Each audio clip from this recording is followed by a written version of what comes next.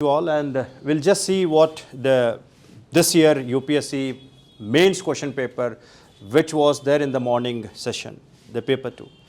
Right, so here if you see the questions, so generally you find the questions which are there from your art, architecture, culture, that is history part, and you will also find certain questions from world geography, Indian geography, society, and also world history part. Now here you can expect the questions which are application level and which are there in the current affairs. Only such questions you can identify here. Now the questions which were asked, I'll be taking some which are known for geographical part.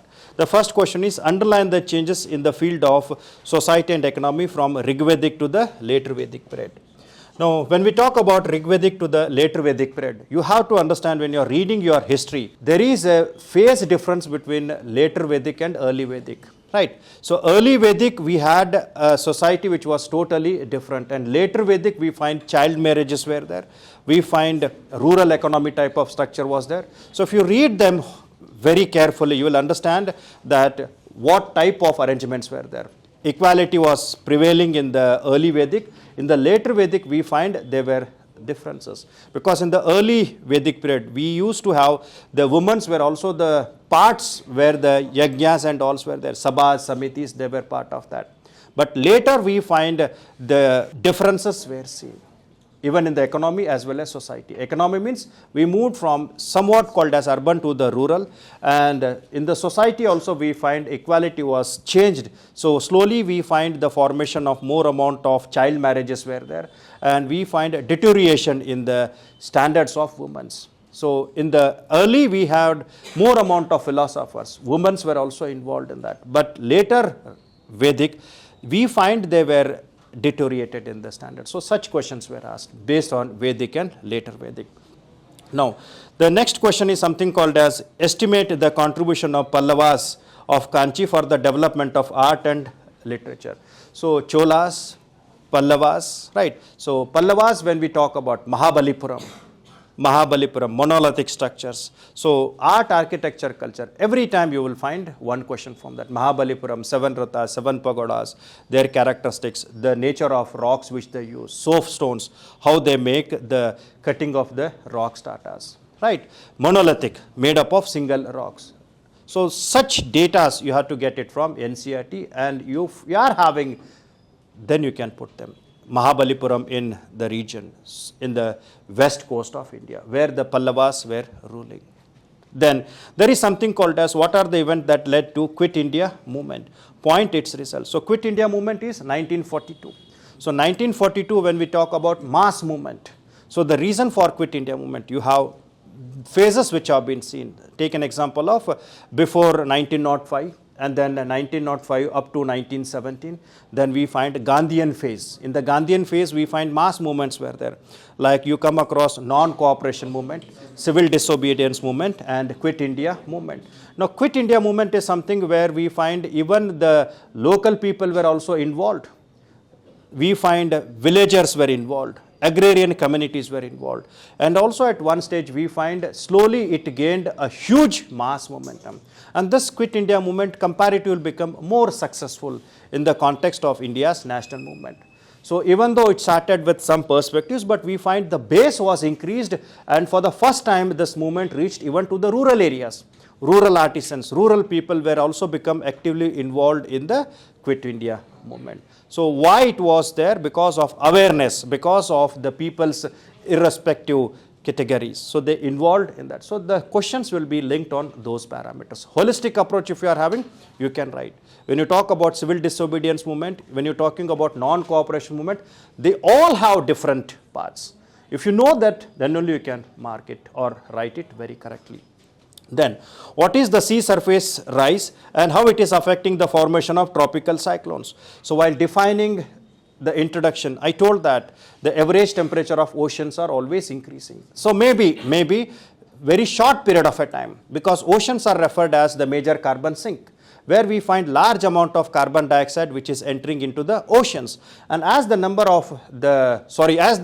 concentration of carbon dioxide is increasing in the oceans, the sea surface temperature of oceans are tremendously increasing, 1 degree, 2 degrees or more. And this is more than sufficient for the development of tropical cyclones, which are thermal in the ocean. So hence we find the thermal impact, which is responsible for creating huge amount of the temperature, and that in turn creates what we refer them as the intensive tropical cyclones. Intensive tropical cyclones. It means they are increasing in their strength, and they are also increasing in their huge areas of coverages as well. And this is sometimes affecting even in the temperate areas also.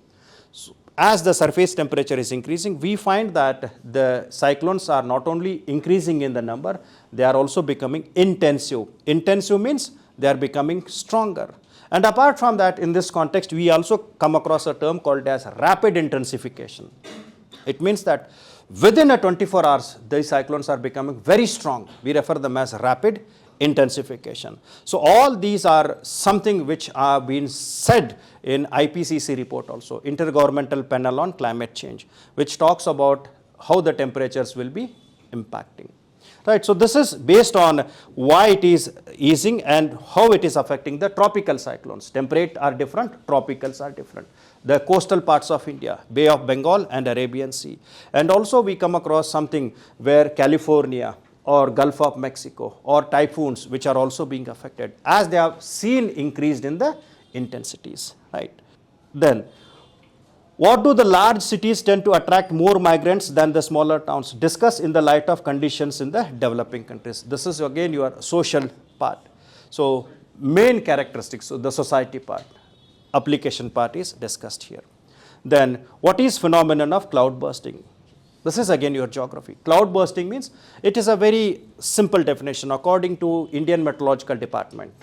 When heavy rainfall takes place in the smaller areas, heavy rainfall in the smaller areas in short period of a time, say around 100 millimeters of rainfall in less than 1 hour.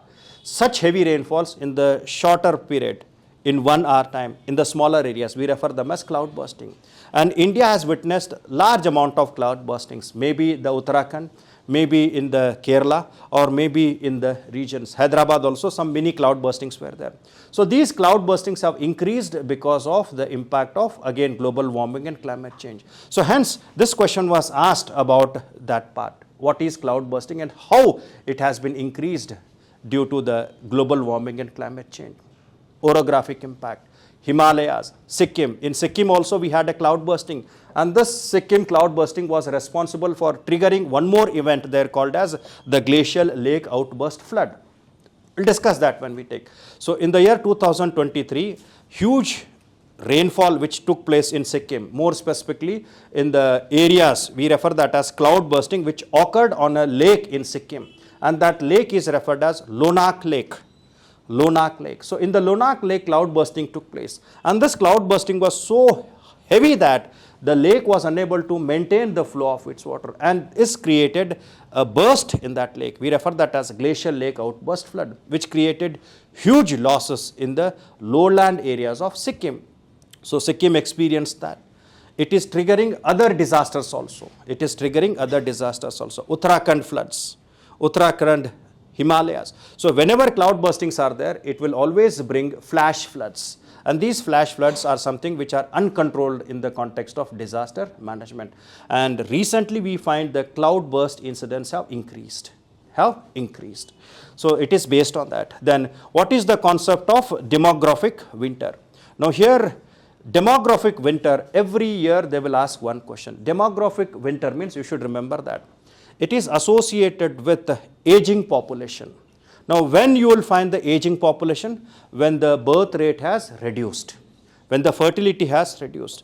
So, when the fertility rate has reduced, then the old age population will increase. And generally in which countries you find? Like Japan, then South Korea, all those areas where we find the old age population is increasing. Right. So we refer them as the demographic winter, and they will have their own type of problems. Disease, geriatrics, old age disease, then their concern, their safety. So such types of questions can be asked here. So he talks about the concept of demographic inter, and is the world moving towards such a situation? Yes, we find the conditions are there, where we find many developed countries are having old age populations, and as we are having a large amount of population policies and many things, all countries are reducing the fertility rates, the birth rates are being reduced. Even in context of India also, if you believe in the NFHS, National Family Health Survey report, if you believe in that NFHS report, the last report which was given some 1 year back or 2 years back, where it has showed that the birth rate, the total fertility rate in India is below replacement level of fertility. Below replacement level of fertility. So replacement level of fertility means where we find the value is somewhat 2.1. It means whatever dead are there, they are replaced by the born. If any country has the total fertility rate less than 2.1, we refer that as below replacement level. And this is where the population of the old increases and the newborn will be less. So this is something about that part, right? Then distinguish between your gender equality, gender equity. Again, this is your society and social perspective, common perspectives, right? Then the question is something, intercaste marriages between the caste which have socio-economic parity have increased to some extent, but this is less true of interreligious marriages, social issues, which we find in many areas. For example, if you take in the northwestern part, Rajasthan areas, right? If you take certain areas in Haryana, if you take the certain rural areas, we find such types of parts. Then in dealing with the socio-economic issues of development, what kind of collaboration between the government, NGO and private sector would be most productive? So here when they talk about socio-economic issues, it can be poverty, it can be child labor, it can be about education, where we find the private public partnership along with the NGOs which are involved. So they are talking about what model, what policy will help to decrease the deterioration of these programs. So they are talking about not only the India's programs, India's policies, but also how the government can interact with the NGOs and public-private partnership, PPP, so that they can make the change in the societal structure. Then there is something, though the great Cholas no more yet, their name is still remembered with great pride because of their highest achievements in the domain of art and architecture. Comment. So here he is asking about the Cholas. So one question was asked on Pallavas, and this is about the Cholas. So Cholas have also contributed. Cholas have also contributed. So he's asking in detail, and here it is about 250 words. So the question is, when they talk about their achievements in the domain of art and architecture. So one question was Pallavas art and architecture. One question is based on Cholas art and architecture. So you can find those which are very tremendously. So art, architecture, culture is something which is significantly reflected in the mains paper. Now if you take the question, how far it is correct to say the First World War was fought essentially for the preservation of balance of power. So balance of power is something when we talk about allies and entities. So where when we talk about the world which was seen, so generally two powers were created. And they wanted to have the dominance of the powers. And maybe the statement which you come across in your world histories, why the First World War was fought and why the Second World War. So it is about balancing the powers and restoring their authorities. You can find that even in the context of India's history also. When in the initial beginning state, when you talk about ancient India, we find that the balance of power was there in the regions of Bihar. Patliputra was a capital. And later from there, it moved down to the balance of power shifted to the regions where Harshavardhana was having the rule. And which is the capital of Harshavardhana? What is the capital of Harshavardhana? Kannauj. And hence to acquire that Kannauj, 3 armies were fought continuously: Rashtrakuta, Pratiharas and Palas. It is how to maintain the balance of power. So they always fight to restore that. So whoever takes that, he will maintain that. So balance of power shifted from Prayagraj, that is from Patliputra to Kannauj, and after that British shifted that to Delhi. So in the same way, generally when we talk about that, it is all about balance of powers which were there. So before 1945, before the formation of United Nations Organization, there may be possibility that they had an idea. But after that, we find the world was divided into two units. One is capitalist and socialistic. So maybe that background is asked in the part here. How far was the Industrial Revolution in England responsible for decline of handicrafts and cottage industries in India? And this is associated with your modern Indian history, where they talk about how they affected the cottage industries, how the machine products were introduced and how they affected, and that is responsible for peasant movements, where they raised their voices against that. Right. So here they started more amount of export of the raw materials and import of finished products, which made imbalance in the artisan values there. Then the groundwater potential of Gangetic Valley is on a serious decline. How may it affect the food security? This is what I was telling. Groundwater and I told that groundwater potential of Gangetic Valley is declining, depletion of groundwater. Why? Because of over exploitation. If you understand that, you can write very good. Now, how may it affect the food security? Because this groundwater is used for irrigation. And if you are having depletion of groundwater, how you can use it for productivity? This is how the basic part. So while reading, you should keep that in the mind. So the moment when we say groundwater and all, you should remember what the questions are asked. Then next is, what are Aurora Australis and Aurora Borealis? How are these triggered? I think you can mention them. Right. So this is how the questions are asked. Aurora Borealis and Aurora Australis. Now you can mention that it is an interaction of the charged particle of the sun with the earth's. Right. So when I was discussing, you felt that it is not important for your exam. The questions are something which are asked there. Sunspots. It is associated with sunspots and sunspot cycles. Maximum sunspots, maximum amount of the solar radiations, and when they interact with the Earth's magnetic field, they deflect in the north and south. And when they are deflected in the north and south, they react with the ionosphere, and then they create a splash of a light in the north and south. We refer them as Aurora Australis and Aurora Borealis. Is that clear? And this question was asked for 15 marks. You should draw the diagram. You should explain sunspot. Without that, you can't mention. Then you should talk about the knot when it snaps. See the term. And it is associated with the sun's magnetic field. So you should answer all those. You should answer why the sunspots are created. Then what these sunspots affect. The knots when they break. It is associated with solar cycle, solar magnetic cycle of 11-year cycle, sunspot cycles. And it is also associated with sunspot maximum. And when they are more amount of energy will be reaching. And that is what creates the auroras in the Earth's atmosphere. Is it clear? Then, what is a twister? Why are majority of the twisters observed in the areas around Gulf of Mexico? So twisters and tornadoes are the same. So when we take climatology, we'll discuss about the same. We have cyclones, we have twisters or tornadoes, we have cloud bursting. So all they have increased due to the impact of climate change. Right.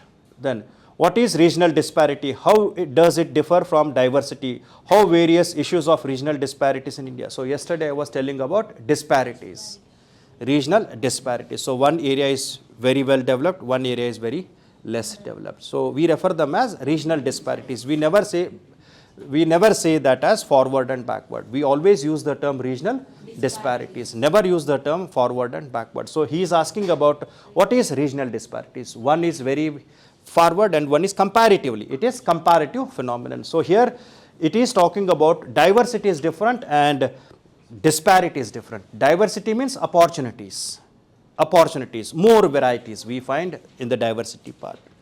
So you should be very careful in those points. You don't find anything which is directly from the books, but if you read the books, you can write very good answers.